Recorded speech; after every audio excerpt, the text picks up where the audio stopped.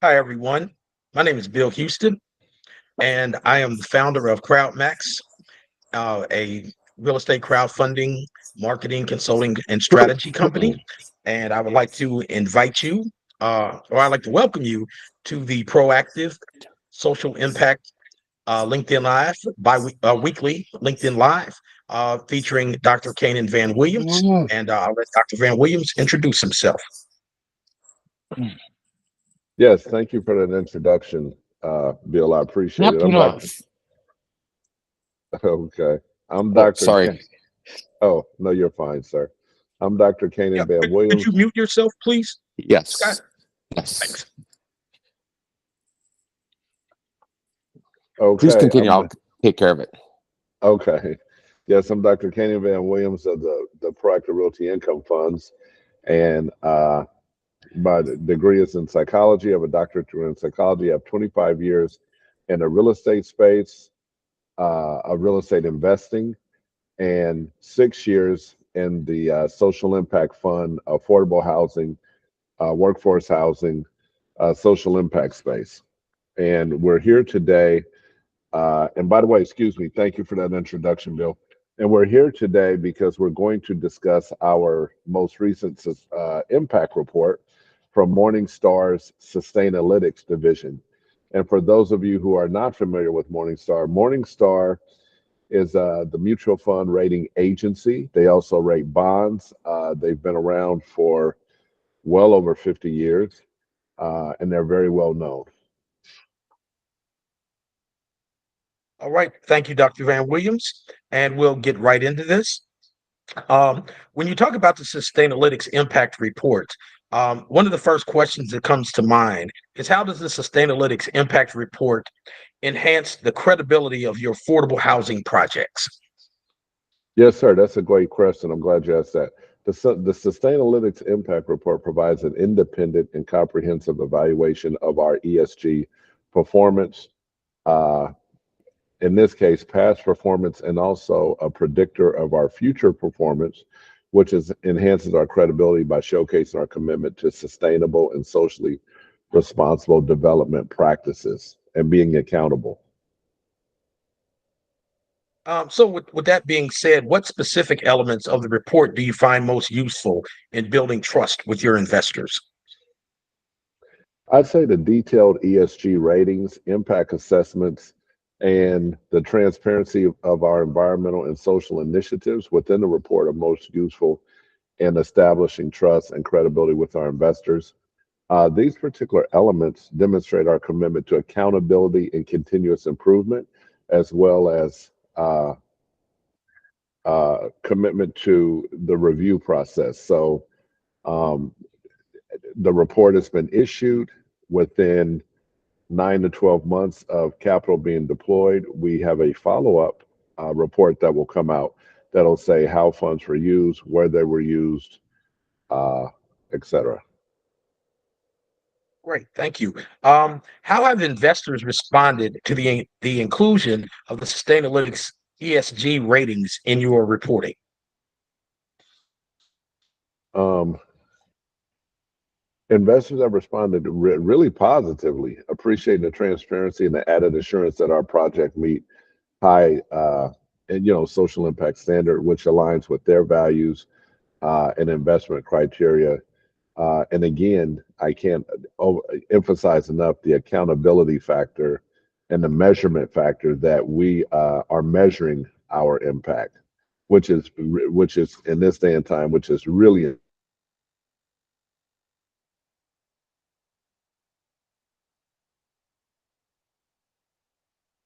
Hmm, It seems Dr. Van Williams has left the meeting. Give us just a moment and to get him back. I apologize. I don't know what happened there. Yep. Okay. Just continue.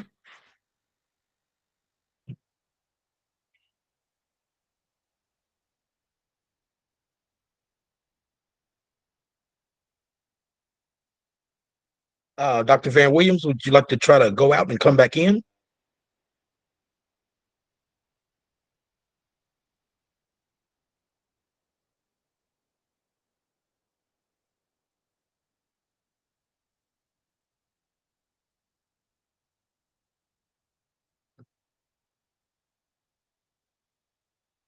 Sorry about the delay. Give us just one moment, please.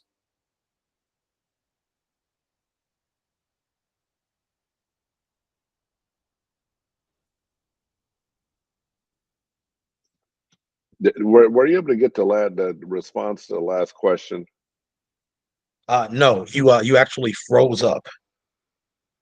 Okay, so you asked about how so investors have responded positively uh, to our Sustainalytics impact report, appreciating our transparency, added assurance, accountability, uh, and that our projects meet high, rigorous ESG standards, aligns with their uh, values, investment criteria, themes.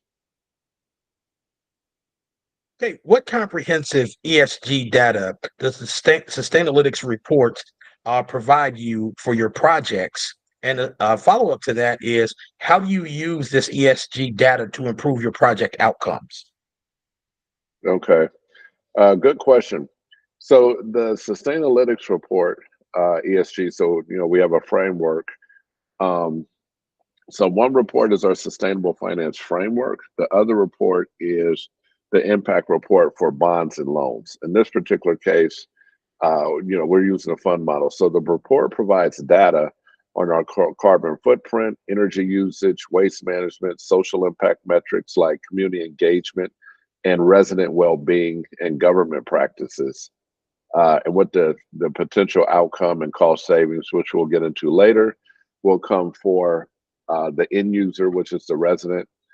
Um, the data improves our project outcomes by, and I'm just referring to my notes. We use the ESG data to identify areas for improvement, such as set measurable sustainability goals, implement best practices to enhance our environmental performance and social impact, which lead to better project outcomes.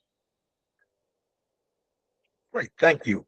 How does this access to this ESG data offer a competitive advantage for you in the real estate market? And a follow-up to that, in what ways has this data helped you differentiate your projects from your competitors? Okay, so the access to this ESG social impact data allows us to differentiate our projects by showcasing our commitment to sustainability, attracting investors and residents who prioritize environmental and social responsibility, um, and potentially commanding higher valuations of social impact and outcomes. Um, and what ways has it helped us differentiate? The data has enabled us to market our projects as green, socially responsible, and appealing to a growing demographic of eco-conscious investors and residents. And it also differentiates us because we're transparent and we're also accountable, and we measure our impact. There's so many people, organizations that are saying, hey, we do social impact, we do ESG, and they're not being accountable, or there's impact washing or greenwashing. And so over at Proactive, we've subjected ourselves to a much higher standard, and that's why we engaged Morningstar Sustainalytics. Great.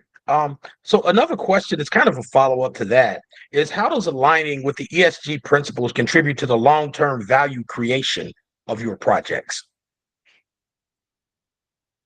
Okay, so ask that question again because I'm kind of following on my notes. Oh, sorry about that. Yeah, sure. So I'm talking about here the long-term value creation.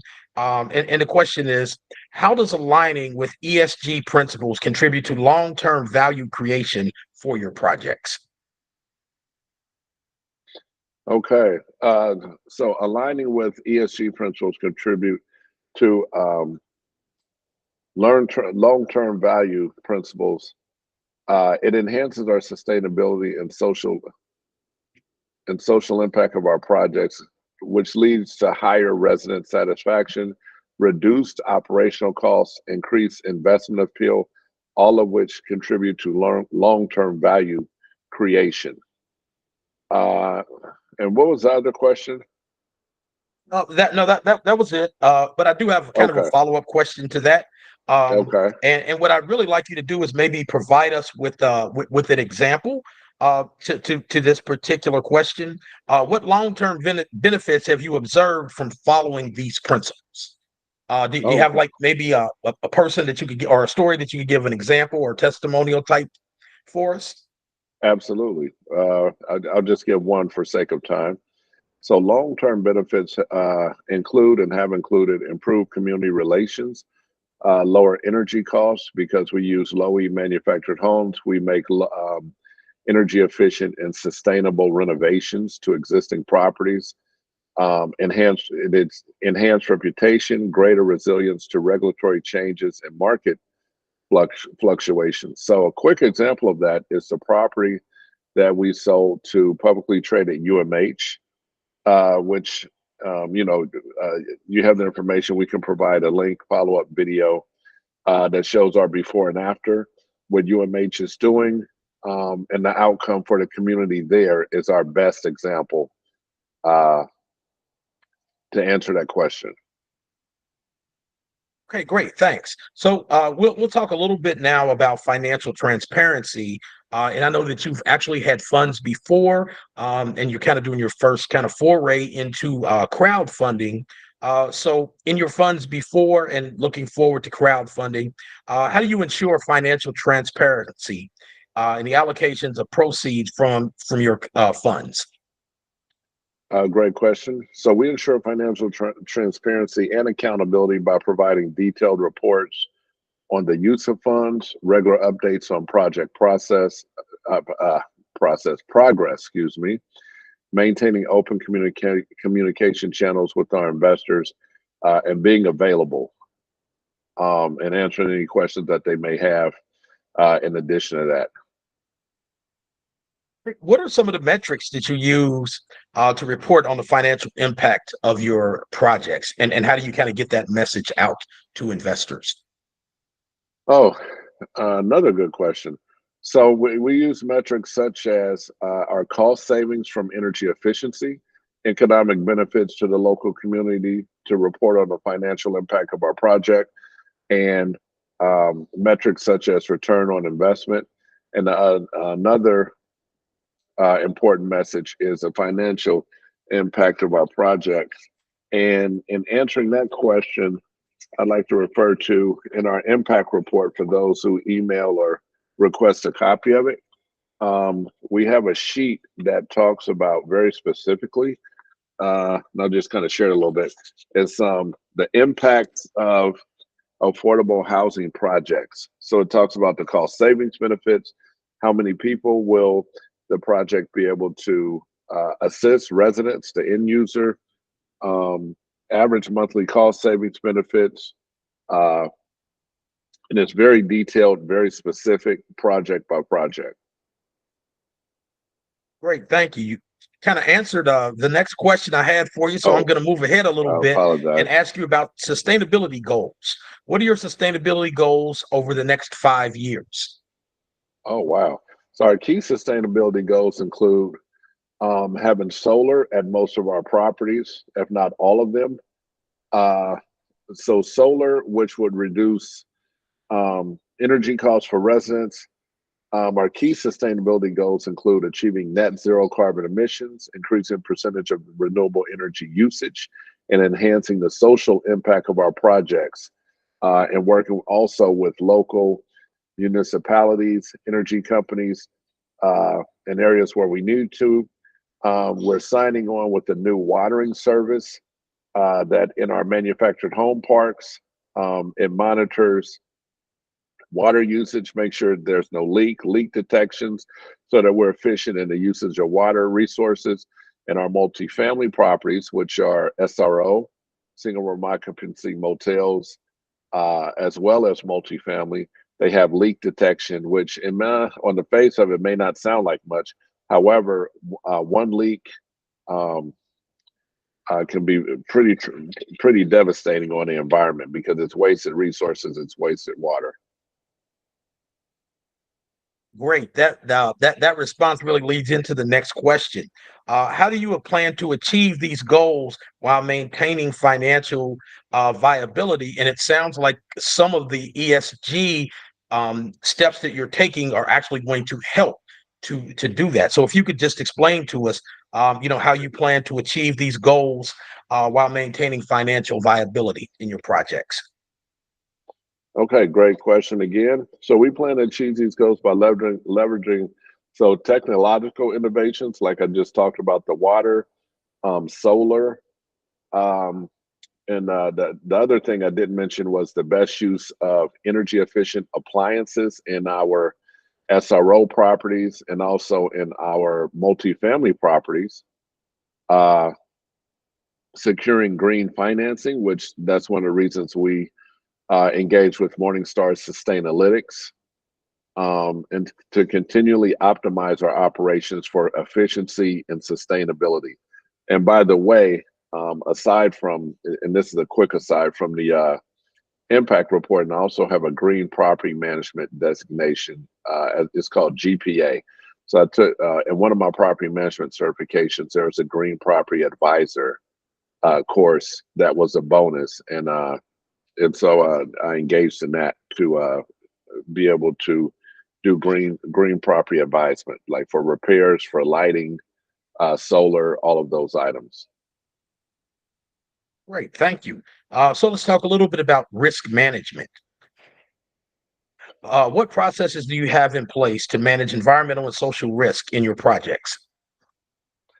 Well, we have a comprehensive risk management framework, and it includes regular risk assessments, stakeholder consultations, implementation of mitigation strategies. And I'd have to say, continuous assessments and mitigation strategies are the top two. Okay, how do you ensure compliance with local and international standards while making sure that your risk management is compliant? We ensure compliance, but we stay up to date with relevant regulations, conducting regular audits, and working with experienced legal and environmental consultants. In this case, it's Sustainalytics. And forgive me, I forgot the name of the regulatory agency, but there's a very specific agency that we adhere to within the Sustainalytics framework for social impact and for our projects and reporting. Great. Again, what we'll talk about here is a little bit of project selection. So how do you select projects for financing under your sustainable finance framework? What does that kind of look like when we think about how you select a project and project selection? We select projects based on their potential social and environmental impact, number one, financial viability and alignment with our sustainability goals. Um, for example, the park that we had in Orangeburg, and when I say park, I'm referring to a manufactured home park.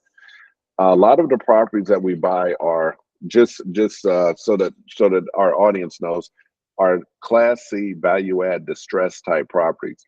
Because we invest in that particular space, it allows us to go in and build on or renovate what is existing, keeping costs down for everyone and keeping it extremely affordable uh, in alignment with our lower income, social impact goals, sustainable goals, as far as housing cost savings to our residents. So we went into a park, Orangeburg, South Carolina, that was 187 spaces that we bought for $1.2 million. And we were able to very quickly go in and provide affordable housing and new housing, green housing, I should say. And when I say green housing, these are new low E manufactured homes that have so many benefits, and they're HUD certified as being low energy, energy efficient homes. Um, and we were able to source those because excuse the background noise, because I have a dealer's license that has been assigned to Proactive Realty Income Fund. So we buy homes direct from the factory, which allows us to pass on that affordability factor to our residents that they can move into a brand new home, have energy savings, uh, and be able to live.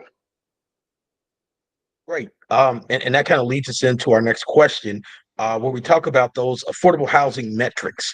What metrics do you use to evaluate the success of your affordable housing projects? We use metrics such as occupancy rates, resident satisfaction. What are the energy savings? Energy savings is a huge one. I don't know if our audience is familiar with.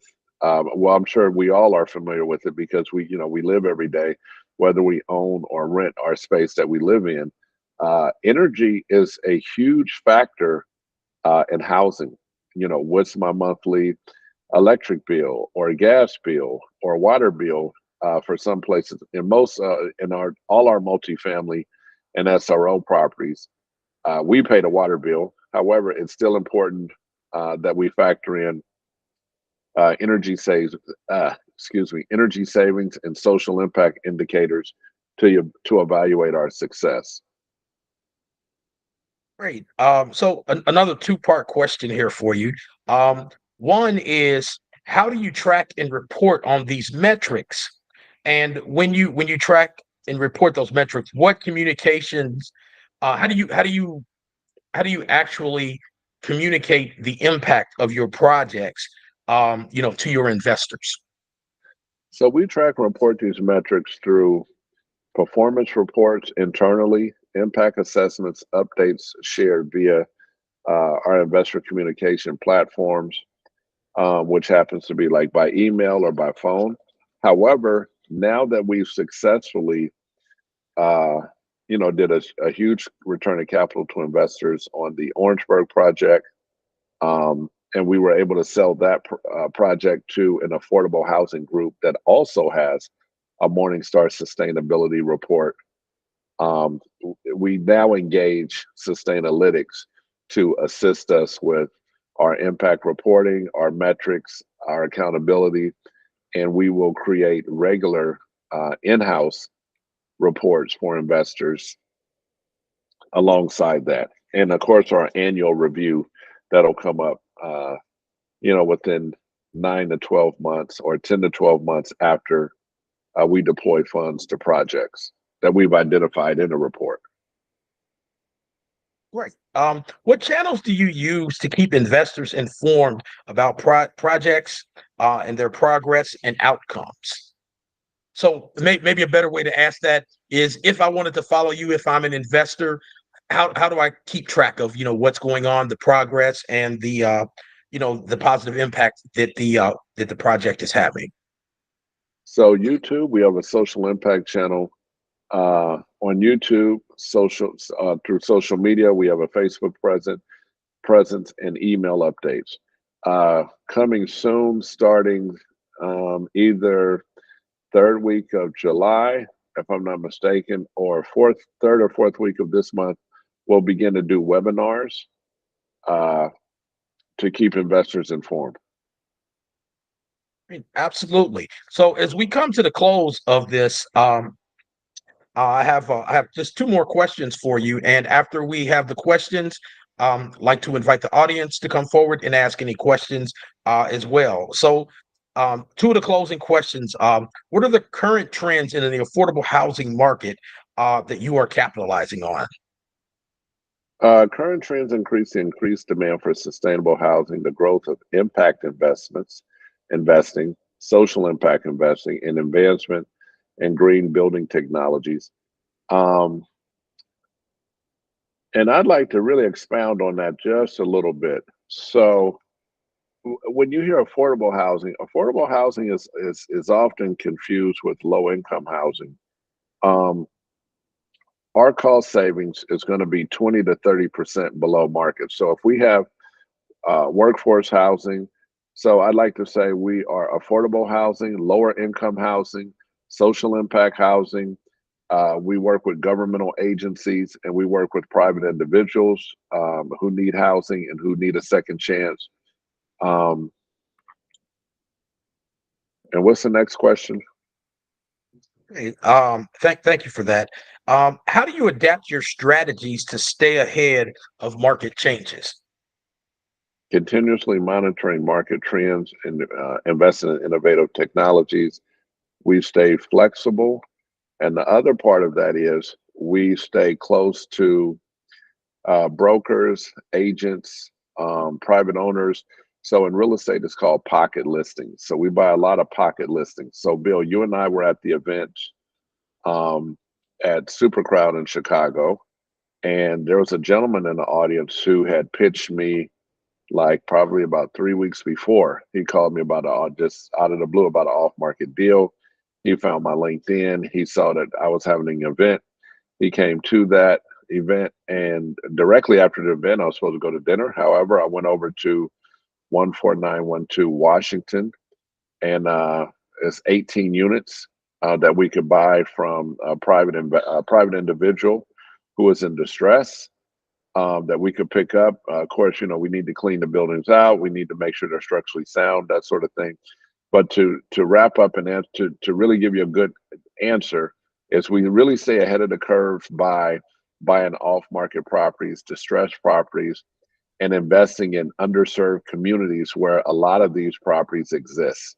So going back to Orangeburg for a minute, it was a blighted property. The property was uh, about 4 to 6 weeks from being condemned by DHEC, which is the Department of Health in South Carolina. We were able to pick up that property for a really good price, pass those savings on to our residents, go in, make improvements, improve their quality of life, make it a much safer community, clean it up, get rid of code violations. We had to cure those. We had about 75 when we bought the property. Um, and we stay ahead of the curve because these are the type of properties that we buy, often distressed, underserved communities. They're either in an opportunity zone, close to an opportunity zone, or close to a TEA zone, which a lot of opportunity investors will be familiar with. And TEA stands for targeted, is an acronym for Targeted Employment Area Zones. So you have opportunity zones and you have TEA zones. And so we go into a lot of communities where workforce housing is needed. However, the most important factor is costs. I can't overemphasize that enough. Regardless of how much social impact we want to do, if we are not able to get the property at the right cost, then it doesn't work for anyone.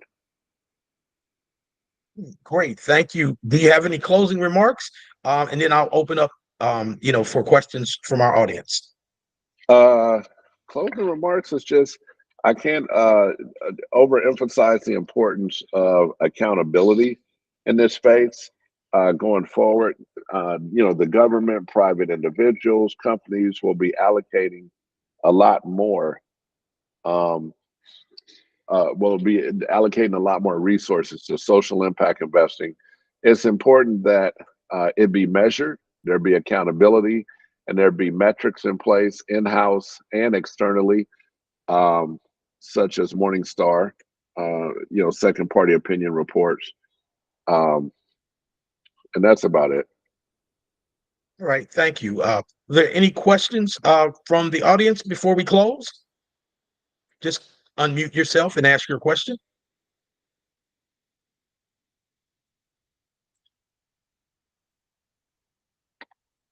Okay, thank you all. Appreciate you attending. Everyone have a great weekend, and we'll talk to you next Monday.